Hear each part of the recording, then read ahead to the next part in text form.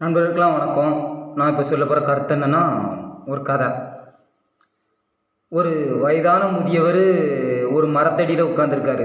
அந்த வழியாக வந்த ஒரு ஆள், ஏய் கிழவா, இந்த வழியாக யாரும் போனாங்களா அப்படின்னு கேட்காரு. அதுக்கு இல்லையா, நான் பார்க்கல அப்படிங்காரு. ரெண்டாவது அடுத்து ஒரு ஆள் வராரு. வந்து, ஓ பெரிய ஆள், இந்த வழியாக யாரா போகிறாங்களா அப்படின்னாரு. அதை இல்லை நான் பார்க்கல அப்படின்னு. மூணாவது ஒரு ஆள் வராரு. பெரியவரே, இந்த வழி யாரும் சென்றார்களா அப்படின்னு கேட்குறேன்.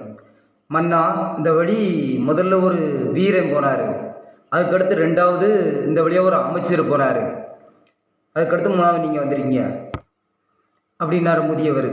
அதுக்கு அரசர் கேட்காரு, உங்களுக்கு தான் இரு கண்ணுமே பார்வை தெரியாத, நீங்கள் எப்படி போனது வீரன், ரெண்டாவது போனது அமைச்சர் உங்களுக்கு தெரியுது அப்படின்னு. போனவரோட குரலில் கம்பீரம் பயங்கரமாக இருந்து, ஒரு ஆடாவிடித்தனமான பேச்சு இருந்து, அதை பார்த்து அவர் வீரன்னு கண்டுபிடிச்சேன்.